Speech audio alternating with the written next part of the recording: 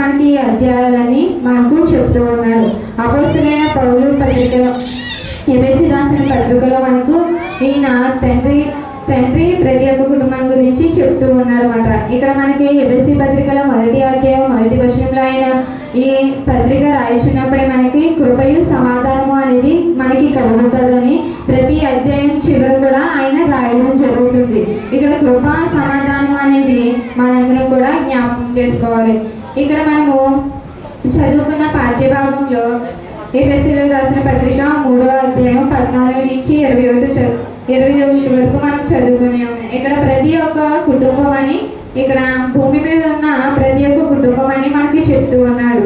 ఇక్కడ ఏ తండ్రిని బట్టి పిలువబడుతుమో ఆ తండ్రి ఎదుట నేను మోకాలుని, మీరు అంతరంగ పురుషుని యందు శక్తి కలిగి ఆయన ఆత్మ వలన బలపరుచునట్లుగాను, క్రీస్తు మీ హృదయములోని విశ్వాసము ద్వారా నివసించినట్లుగాను తన మహిమైశ్వర్యము చెప్పున మీకు దయచేయవలనని మీరు మీ దేవుని సంపూర్ణత యందు పూర్ణ కలుగునట్లుగా ప్రేమ యందు వేరుపారి స్థిరపడి సమస్త పరిశుద్ధులతో కూడా వాడు ఎడల్పుగాను పొడవు లోతు ఎత్తు ఎంతో గ్రహించుకొనటము.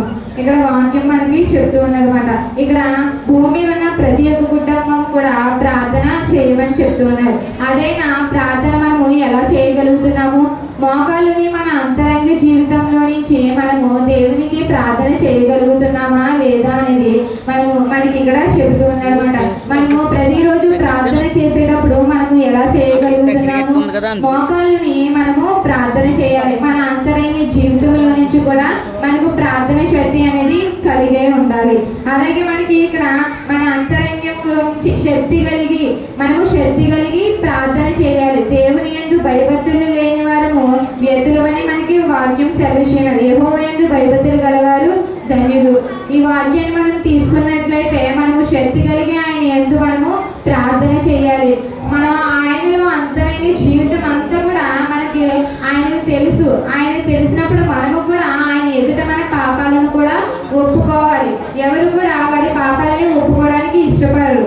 కాబట్టి ఇక్కడ అంటున్నారు, మీ పాపాల నిమిత్తము ప్రార్థన చేయుడి, అప్పుడు మనకి ఊహించిన వాటికంటే మేలులు దయచేస్తాడు. నువ్వు అడుగు వాటికంటే, ఇక్కడ మనకి వాక్యం చెప్తుంది, నువ్వు అడుగు వాటికంటే ఊహించు వాటికంటే అత్యధికముగా నీకు మేలులు దయచేస్తానని ఇక్కడ పత్రిక వాక్య భాగంలో మనకు చెప్తూ ఉన్నారన్నమాట. మనము ప్రార్థన చేసినప్పుడు ఇక్కడ మనకి వాక్యంలో పొడవుగాను లోతుగాను ఎత్తుగాను అని మనకి ఇచ్చారు. మనము ఏ రీతిలో మనకు ప్రార్థన చేస్తున్నాం? దేవునికి దూరం అయిపోతూ మనము ప్రార్థన చేస్తూ ఉన్నాము. మనము దేవునికి ఎంత వెడల్పుగా ఉన్నాము. ఇక్కడ పాట కూడా మనకి చెప్తూ ఉన్నాడు. కీర్తన పుస్తకంలో పాట ఉంటుంది, వెడల్పుగాను పొడవుగానని పాట ఉంటుంది అన్నమాట. అయితే మనము జ్ఞాపకం చేసుకుంటే మనము దేవునికి ప్రార్థన చేసేటప్పుడు వెడల్పుగా కాదు, ఆయనకు దగ్గరగా మనము ప్రార్థన చేయాలి. ఆయనకి నచ్చినట్లుగా సమాధానముగా మనము ప్రార్థన చేయాలి. ఇక్కడ మనము చివరిగా మనం జ్ఞాపకం చేసుకున్నట్లయితే ఇక్కడ దేవుని కృప కలిగిన వాడు, దేవుడు సర్వశక్తిమంతుడని మనకి జ్ఞాపకం చేస్తున్నాడు. ఇక్కడ దానియేలు భక్తుడు కూడా ప్రార్థనా పరుడే. ఆయన ముమ్మారు ప్రార్థన చేసేవాడు. దానియేలును మనం జ్ఞాపకం చేసుకుంటే ఆయన దానియేలు అనగా బహు ప్రియుడని అర్థము. దానియేలు ముమ్మారు ప్రార్థన చేసేవాడు. ఆయన పవిత్రుడు, దేవ సేవకుడు, బహుధైర్యము గలవాడు. ఇవన్నీ కూడా ఆయనలో ఉన్నాయి. మనలో ఏమున్నాయి? మనం ముమ్మారు ప్రార్థన చేయగలుగుతున్నామా? ప్రార్థన చేయలేకపోతున్నాం. ఒక్క రోజైనా సరే మనము ప్రార్థన చేసుకుని మనము మన జీవితాన్ని ప్రారంభించగలుగుతున్నామా? లేదు. రోజుకి ఒక్కసారైనా మనము ప్రార్థన చేయగలుగుతున్నామా? ఇక్కడ దానియేలు భక్తుడు ముమ్మారు ప్రార్థన చేశాడు. ముమ్మారు అంటే రోజుకి ఎన్నిసార్లు? 3 సార్లు. ఆయన ముమ్మారు కూడా ఆయన ప్రార్థన చేయగలుగుతున్నాడు. మనము ఎన్నిసార్లు చేయగలుగుతున్నామో మనము జ్ఞాపకం చేసుకోవాలి. నువ్వు రోజుకి ఒకసారి చేయగలుగుతున్నావు, 2 సార్లు చేయగలుగుతున్నావు. నువ్వు మోకాలుని ఆయన అందరి జీవితంలో నుంచి కూడా నువ్వు ప్రార్థన చేసేవాడుగా నువ్వు ఉండాలి. ఇక్కడ యూత్ వారికి నేను చెప్పేది ఏంటంటే, నువ్వు ప్రార్థనలో తప్పిపోతున్నావేమో, నువ్వు ప్రార్థనలో వెనకబడిపోతున్నావేమో. నువ్వు దేవుని ఎదుట ఎప్పుడైతే నువ్వు మోకాలుని ప్రార్థన చేస్తావో నీకు సమాధానం అనేది కలుగుతుంది. నువ్వు సమాధానం పడగట్లేదా? దేవుని ఎదుట మోకాలుని నువ్వు ప్రార్థన చేయి, దేవుని ఎదుట నీకు సమాధానం అనేది దొరుకుతూ ఉంటది. ఇక్కడ అదే పత్రిక ఎఫెసీ పత్రికలో మనకి 6వ 23వ వచనాన్ని మనం చదువుకొని ఉన్నాము. తండ్రి అయిన దేవుడి నుండి ప్రభువైన యేసుక్రీస్తు నుండి సమాధానమును విశ్వాసముతో కూడా ప్రేమయు సహోదరులకు కలుగును గాక. మన ప్రభువైన యేసుక్రీస్తు శాశ్వతమైన ప్రేమతో ప్రేమించు వారందరికీ కృప కలుగును గాక. ఇక్కడ మనకి కృప కలుగును గాక, సమాధానము కలుగును గాక అని మనకు ఎప్పుడూ కూడా మనకి ఇక్కడ అపోస్తలుడైన పౌలు మనకి ఎప్పుడూ రాసి ఉంచాడు. ఈ మేలులన్నీ మనకి కావాలంటే నువ్వు మోకాళ్ళని నీ అంతరంగ జీవితాన్ని పరీక్షించుకుని నువ్వు ఎప్పుడైతే మోకాళ్ళని ప్రార్థన చేసావో అప్పుడు నీకు సమాధానం అనేది కలుగుతూ ఉంటది, నీకు కృప అనేది కలుగుతూ ఉంటది. ఇక్కడ ఎప్పుడైతే మనము ఇలా మోకాళ్ళుని సమాధాన పడి ఎప్పుడైతే మనము ప్రార్థన చేసామో అప్పుడు మనకి ఆటోమేటిక్గా ఓర్పు సహనం అనేది కలుగుతుంటుంది. నువ్వు ఒకటి మార్చుకో, నీ జీవితంలో నువ్వు ఊహించు వాటికంటే అత్యధికమైన మేలులు నీకు కలుగుతాయి. ఈ యవన కూడికలో కూడా మనము జ్ఞాపకం చేసుకునేది యవనస్తుల గురించి. ముఖ్యంగా యవనస్తులు నువ్వు ఎప్పుడైతే సమాధాన పడి నీవు దేవుని యొద్దకు వచ్చి నువ్వు మోకాళ్ళని ప్రార్థన చేసావో నీకు సమాధానము కలుగుతుంది. రోమపత్రికలో మనకు రాస్తాడు, శ్రమలు ఓర్పును, ఓర్పు పరీక్షను, పరీక్ష నిరీక్షణను కలుగజేస్తాడంట. ఇక్కడ మనకు శ్రమలు ఎందు మనం అతిశయపడుతున్నామేమో, నువ్వు శ్రమలు ఎందు అతిశయపడవద్దు. నువ్వు శ్రమలు ఎందు దేవుని ఎందు నువ్వు అతిశయపడు. శ్రమలు ఎందు నువ్వు అతిశయపడవద్దు, దేవుని ఎందే నువ్వు అతిశయపడాలి. నువ్వు ఓర్పు సహనము కలిగి ఎప్పుడైతే ఉన్నావో అప్పుడు నీకు ఊహించే వాటికంటే మేలుడు నీకు దయచేస్తాడు. ఈ వాక్యములో మనము జ్ఞాపకం చేసుకుంటే ఈ ప్రార్థన అనేది నీ కుటుంబాన్ని రక్షిస్తుంది, నీ సంఘాన్ని రక్షిస్తుంది, తరతరముల వారు కూడా మనకు రక్షిస్తుంది. అదే ఎఫెసీ పత్రికలో 3:21 చెప్తూ ఉంటారు లాస్ట్.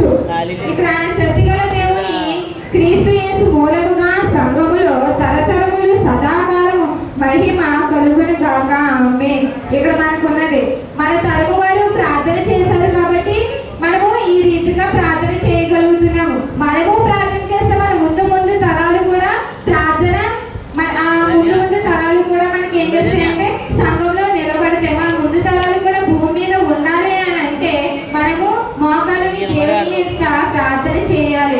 నువ్వు ఎప్పుడైతే ప్రార్థన చేసావో యవనస్తులు ఎప్పుడైతే నువ్వు మోకాళ్ళని నీ అంతరంగ జీవితాన్ని నీ పాపాన్ని ఎప్పుడైతే దేవుని ఎదుట ఒప్పుకున్నావో అప్పుడు నీకు సమాధానం అనేది కలుగుతుంది. నువ్వు ఎప్పుడైతే సమాధానం ప్రతి విషయంలో కూడా నిన్ను ఎవరేమన్నా ఎన్ని తిట్టుకున్నా నువ్వు ఎవరితో గొడవ పడినా నువ్వు సమాధాన పడు, నీ ఓర్పు సహనం అనేది తానంతది తానే వస్తుందన్నమాట.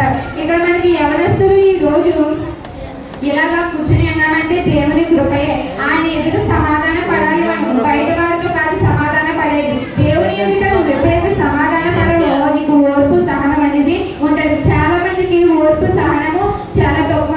ఈ యవన వయసులో కూడా ఓర్పు ఉండదు, సహనం ఉండదు, సమాధానం ఉండదు, దేవుని కృప కూడా మీ దగ్గర ఉండదు. అలాంటిటప్పుడు మీరు ఏం చేయాలంటే దేవుని యొక్క మోకాళ్ళని మీ అంతరంగ జీవితంతో మీరు ఆత్మతో ఉండి మీరు దేవుని యొక్క కృపలో మీరు మాట్లాడుతూ ఆయన వాక్యాన్ని ధ్యానించినప్పుడు కూడా మీరు దేవుని పట్ల మహిమ కలిగి ఉండినప్పుడు మీకు సమాధానము, ఓర్పు, సహనం అనేది కలుగుతుంది. ఇక్కడ సుప్రియ గారు ఇందాక చెప్పారు, మీరు లోకమును మనం మార్చలేము, మన కుటుంబాన్ని మనమే మార్చుకోవాలి.